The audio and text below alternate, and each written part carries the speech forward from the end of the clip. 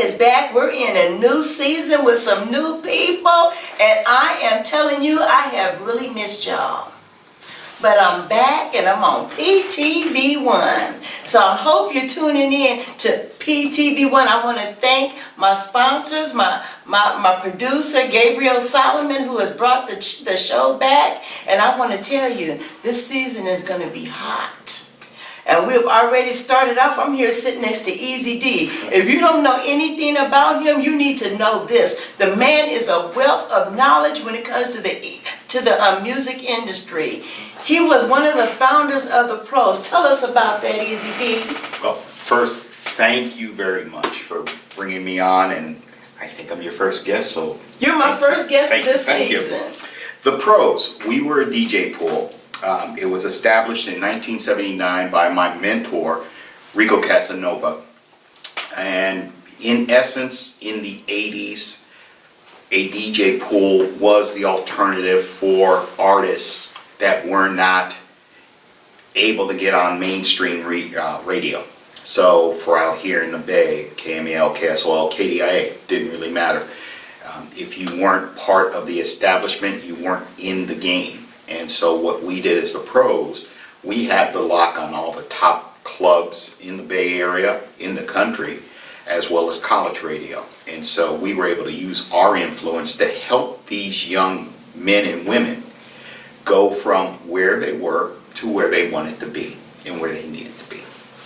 And so there was no internet at this time. Oh, no. See, so we're going back a little bit to some history now. Yes. This is a time in history where you really had to network. Absolutely. You had to be an artist, you had to be a performer, and you had to have some hustle. Yes, and you had to have a lot of belief in yourself. And even with all of that, you'll notice talent wasn't even in the top 5. Okay? We made sure talent was number 1. Okay. But yes. What do you mean by that when you say you made sure the talent was number 1? Well, back in the day, we would have labels, regular record labels, whether they were Top Scale, the Epics, the Columbias, or the entry level, want to do it all on our own. Well, we would have people that were truly talented. We're talking about Pebbles, we're talking about LL Cool J, we're talking about Will Smith. These were talented young men and women. Right?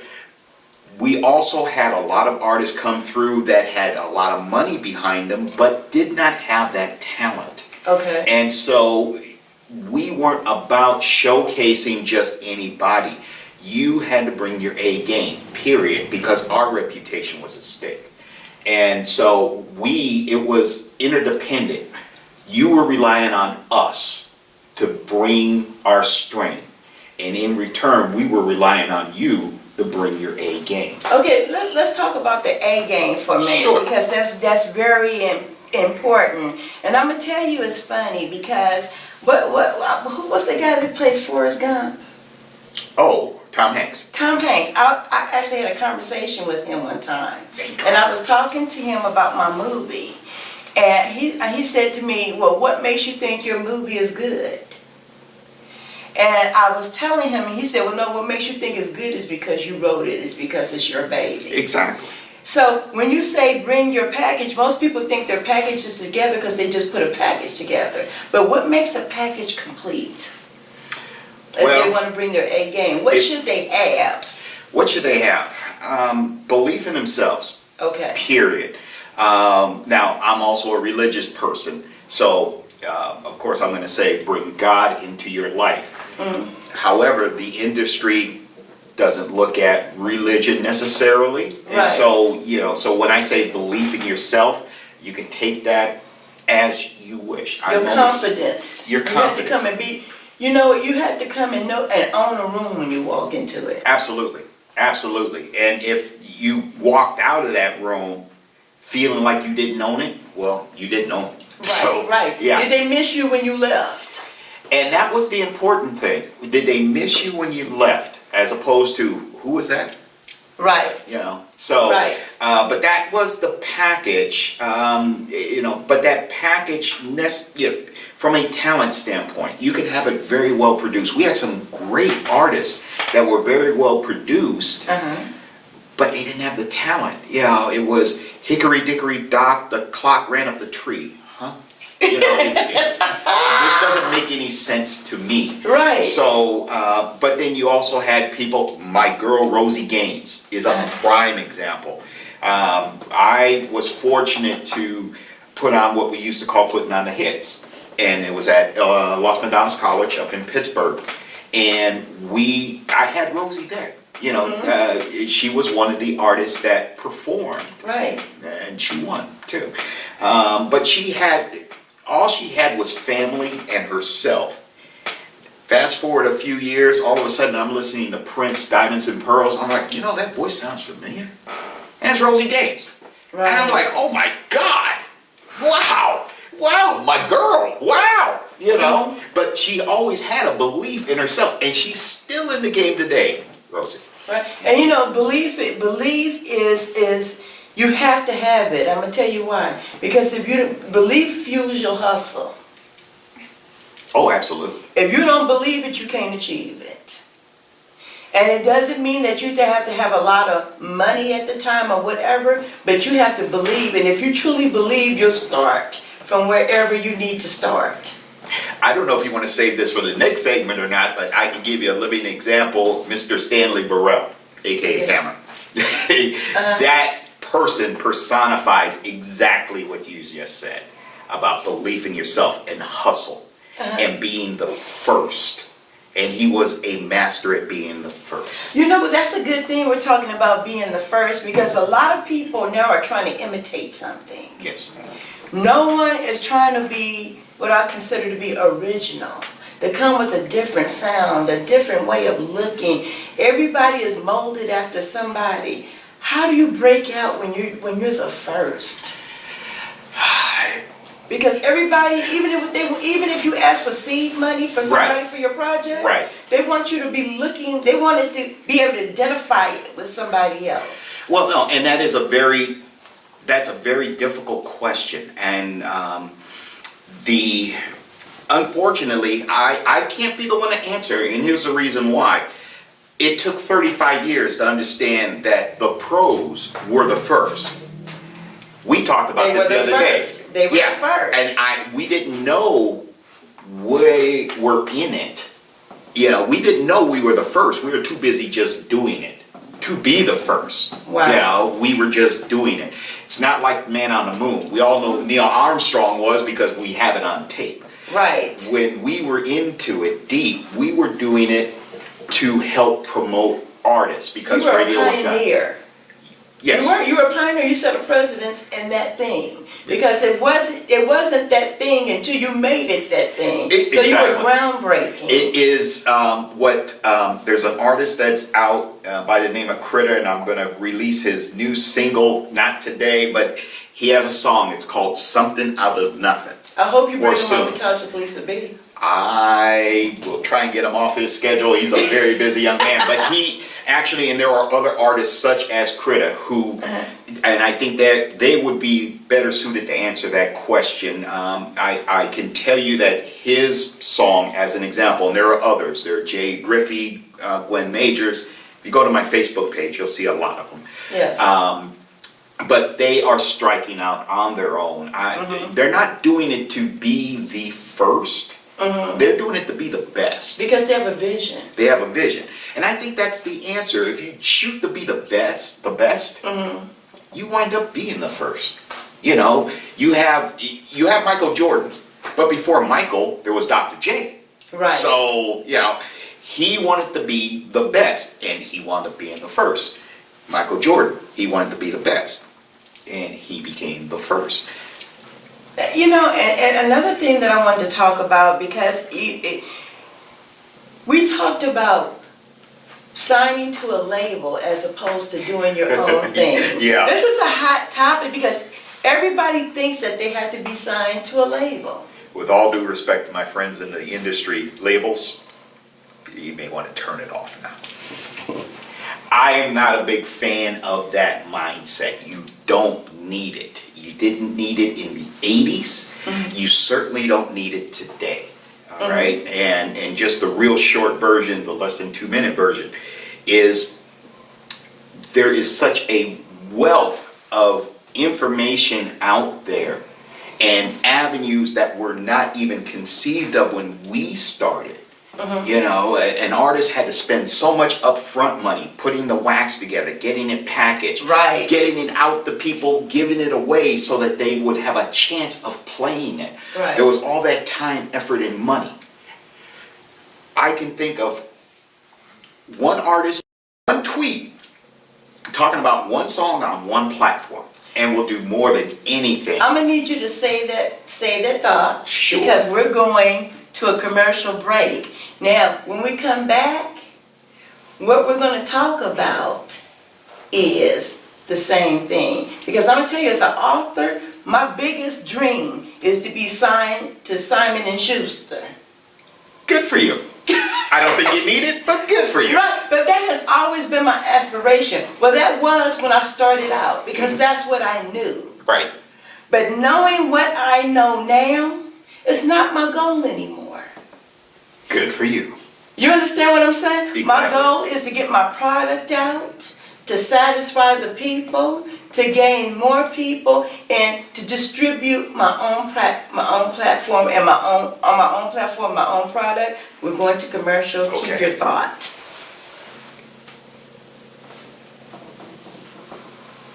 Ready? Hi, it's your girl Lisa B. Welcome back to the new season of On the Couch with Lisa B. We're returning from a commercial break, and I want to say welcome to PTV1. And I'm back with Easy D, a pro in his industry. Not only is he a pro from the other industry, but he's from the pros. I am from The Pros, DJ Pool. Yes, ma'am. Yeah. And when we left, we were talking about, why do you need a label? And the answer is security. You, or the lazy way out. You can take your pick, in my mind. That is with all due respect to labels. The reason I say that is, back when we started, Right. you needed a label to help front you. Seed money, if you will. So to put together the LPs, to put together the master. You Right. know, you've done all that, all the lab work and everything. Okay. You take that tape, then you take it to a place where they make the records for you. So then you buy crates and crates and crates of records to give away. Well, all of that costs money. So you needed their finances. Or their reputation. Okay. You said Simon & Schuster. That name I know. I'm sure that there is a label, a book company out there. I have no idea. You can drop their name and I'll say who. You know, so you needed them. You thought you needed them more than they needed you. Right. Yeah, but that's not true. And the reason is Simon & Schuster would not have you if you didn't have the content. Right. You know, how are they promoting you? How are they going to make money if they don't have you, if they don't have your product? Right. You know, they would just be a company like Blockbuster. Or So the artist fuels their company. Absolutely. the artist is the content. Right. And so now, whether that content was 35 years ago with labels and going out and putting it on wax and distributing it through the clubs and the radio, or today, where the content goes out on this platform, for example, and it reaches so many people, and more importantly, it's going to be there forever. Everything we're talking about now, 100 years from now, they'll be able to go back, if they know where to look, they'll be able to go back and see this. You know, you're right. And you know what? I'm going to tell you what the good thing about it is that the internet has completely changed the game when it comes to distribution. I would say it changed the paradigm. The game's still the same. Okay, so, because what has happened now, if you know how to market, if you know how to hustle, and you have some wisdom, you can become your own greatest distributor. Exactly. There are people who have their own websites. I'm not talking about YouTube channels or anything like that, Right. but are able to generate enough traffic to their own website because they're savvy enough. Right. Where they're selling $1 million worth of product on their own website. Exactly. And distributors, distribution, labels, third party is basically what it boils down to. Somebody helping you. There's nothing wrong with that. Some people need help. Okay. I used to consider myself one of the greatest DJs, but I couldn't put a song together. I can't sing. Right. And I don't know how to play an instrument. Right. So I say all that to say this. You may need help, and there's nothing wrong with that, but it's your artistry, regardless of what that art is. That's the content. And with the environment the way it is today, you can create your own website. Right. And you don't have to do a thing with it after that, because it will start to build on its own. Now, the more you put into it, of course, the greater the expansion. But you have to put the work in. You know. You have to put the work in, and one of the things that I used to like about labels is that they had artist development. Because you can have all the stuff, you can have all the talent in the world, but if you don't know how to talk to anybody about your product, if you can't explain your own product, you understand what I'm saying? Absolutely. If you can't sit in a meeting and articulate yourself well, if you don't know how to present yourself, then it doesn't matter about your gift. Right. Absolutely. And that's where you had A&R people. Okay. Again, there wasn't and isn't anything wrong with a label per se. Okay. You just have to accept the fact that you're giving up a lot of your freedom All of it. and creative. Well, some people have a little bit, or maybe they assume they do, or they imagine they do. But the more hands you have involved, the less creative control you have. And there are pluses and minuses to that. But of course, because I know, I do a different industry, I write, but I know once I turn my book over to someone else, I don't care how much I like my book cover, they're going to put a new book cover on it. Exactly. They're going to change the spine of the book. They're going to put a new branding, everything is going to become different about it. Right. They might even change the storyline a little bit. Right. And it's the same thing with any form of distribution. Right. Except now, you can take your content, you can put it on the web, you can put it to your web address. Right. And you can say, here's my work. Hope you enjoy it. Now, is that a good idea? Now, let me ask you this. Is it a good idea for an artist to do their thing and put it out without having at least a group that they're working with, or some kind of little machine behind them that can have several eyes on their project? Sure.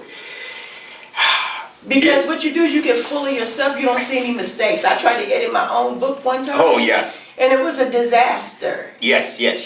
I guess it depends on, and this is why I was hesitating in the answer or thinking about the answer. It depends on what it is you want to do.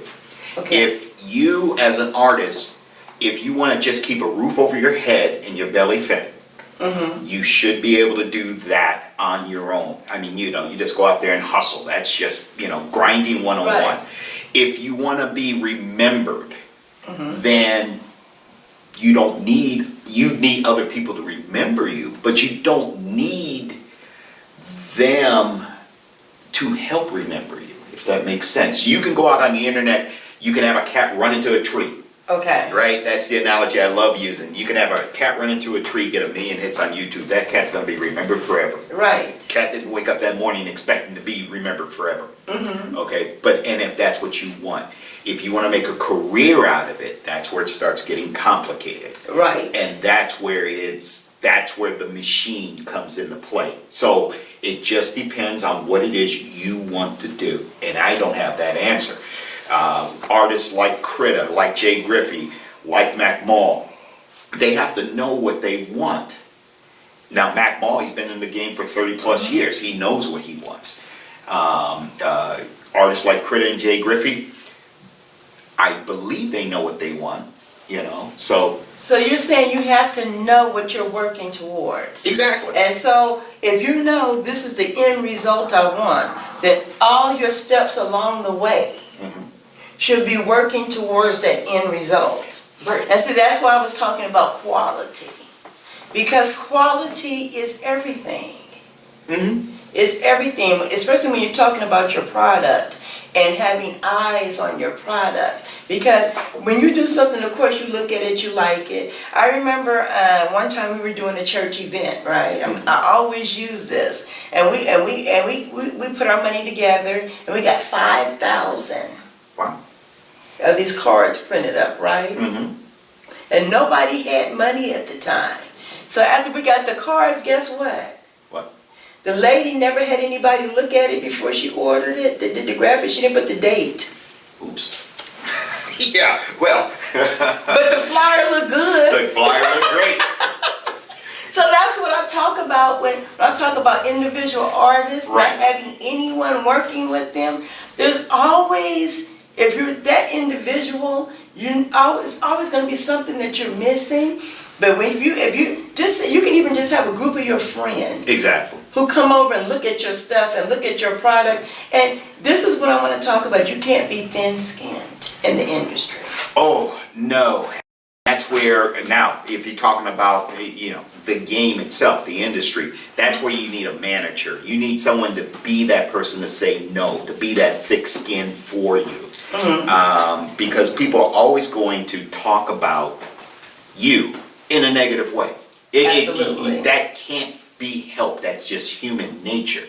However, now going back to this as a business, that same cat running into the wall, Right. got 1 million hits. Didn't matter if people clicked it because they loved it. Hate cats. Didn't matter what the reason. It was the buzz that got people, you know, hey, did you see that cat run into the wall? Ooh, no. Let me see. It's a numbers game. It's a numbers game. It's a numbers game. And with it, and it all starts though, and now we talk about quality. Well, I mean, you know, it's a cat running into a wall. Where's the quality? You know, but it's the buzz. It's the buzz. So create a buzz. You've heard it. It's your girl Lisa B. I'm in season number 1. Tune in. Easy D. There's a lot of young people out there. Leave them with the word of advice for starting into the industry. Believe in yourself. It all begins and ends there. The more you trust yourself, the more you'll achieve. Well, you heard it right here on the Lisa B Show. It's your girl. We'll be on Mondays and Wednesdays, PTV1 at 2 o'clock. I love you, big. And forever on the internet. And forever on the internet. You can't wipe me out. Nope. You're stuck with us. I have an IP address. Ooh. I love you, big, and I love you much.